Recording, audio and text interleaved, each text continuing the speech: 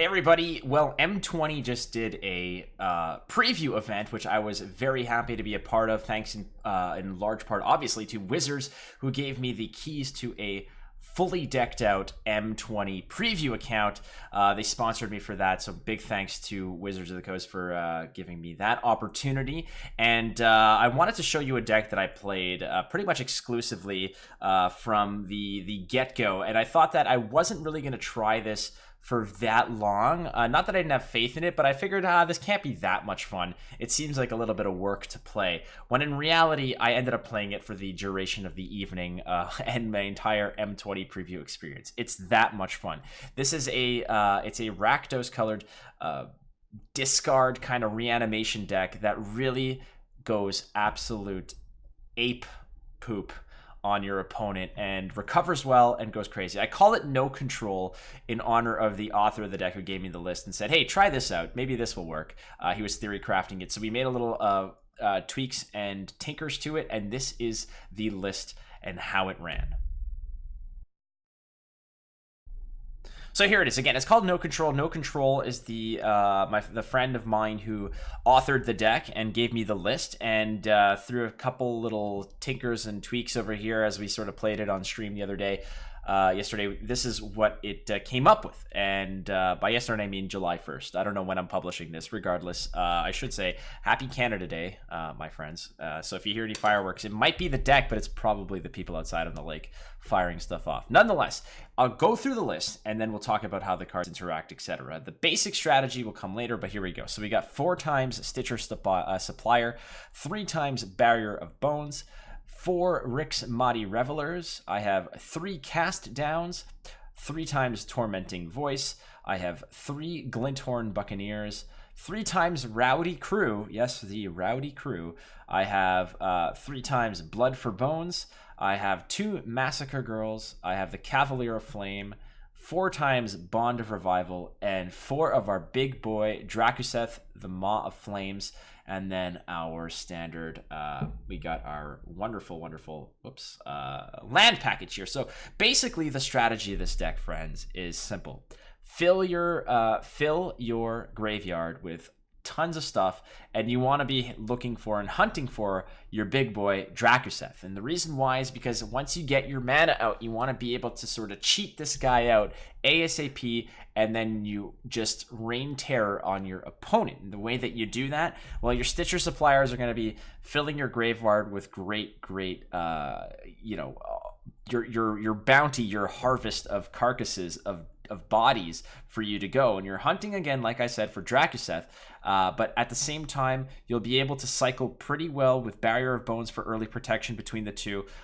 You can go ahead, hit your Rix Maadi Revelers, and really be very aggressive with what you're throwing away. You want to throw away creatures as much as possible. Your Tormenting Voice, same. You want to be able to cycle as much as possible. As soon as you get your Drakuseth in the garbage, then you know that it's going to be a good time, because once you hit your Blood for Bones onto your Stitcher Supplier or your Bond of Revival, it is no holds barred, party on Wayne, because Drakuseth is going to go into full gear and start raining terror. This is the ultimate creature for board equalization and just making sure that things sort of eventually come in your way. So as Drakuseth attacks, he's a 7/7. He deals 4 damage to any target, be it a creature, a planeswalker, a player, and then 3 damage to each of the 2 other targets. So you're going to pretty much be, sniping a 4, a 3, a 3, and then go face. Now, if you want that 4 to go to face, go to face. This thing can come down and just smash down 11 damage with the Bond of Revival. And if they're not expecting it, it is just crazy town. So this deck is very temperamental early on, because you're really not posing many threats with what you've got, because all of your big cards come out of your graveyard. The whole strategy behind this is you want to cheat out cards like Drakuseth ahead of the curve before your opponent can really match with their own board strength, and then once that happens, you're fine. In testing today, what we pretty much found that obviously, people are going to adapt, people are going to figure out the decks, and people are just kind of having fun, but so did I, and it worked out.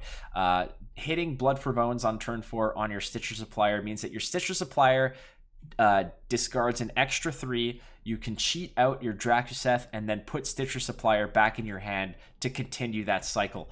It's been very, very good. Obviously, this is a very early rendition of this deck, and big ups to NoControl for the list idea that we kind of worked on, and he kind of guided me through a lot of the strategy from. This is really outside of my zone of comfort of decks that I like to play, but I really, really, really enjoyed how this pretty much worked out, and that's how it goes. Like I said, once Drakuseth hits the board and can attack, he can really pick and choose targets on the board, clear the board, equalize, stabilize, that magic word that we all hear, and really go onward from there. Massacre Girl has been big as well for just making sure that the board state is in a place where you can really digest and maybe stay alive for a little bit. Unfortunately, no rare Scrylands for Rakdos yet, but that'll come, I'm sure, in future sets. Nonetheless, this is how we're going to work it. Rowdy Crew is one that we kind of added in a little bit later. You could probably pick and choose and tailor your removal. I found Cast Down was probably best just because of the speed and the versatility of it. And beyond that, it is what it is. So friends, I hope this is you enjoy this. We have no sideboard for this yet. We didn't play any best of 3. There was no best of 3 to play, but you can design a sideboard. You guys know what you're doing. I have full faith in you. Thank you so much for watching. And again, we'll go through the list real quick. 4 Stitcher Suppliers, 3 Barrier of Bones, 4 times Rick's Matty Reveler. I have 3 Cast Downs, 3 Tormenting Voice, 3 Glinthorn Buccaneers. I have 3 Rowdy Crews, 3 Blood for Bones, 4 Bond of Revival, 1 Cavalier of Flame, 2 Massacre Girls, 4 Big Boy Drakuseths. That is the list. That is NoControl. So like I said, again, this deck has plays really well out of the graveyard. That's what you want to do. Load up the graveyard, go nuts with your Drakuseth. It was a lot of fun. This is not something that I typically play, but I was really hooked on playing this deck. It had a really good win percentage while everyone was sort of messing around. This kind of was able to run court on a lot of decks. I did get run over by a few people, especially early on. Muffin Pastry Pie just kind of came at me with some pretty aggressive decks of...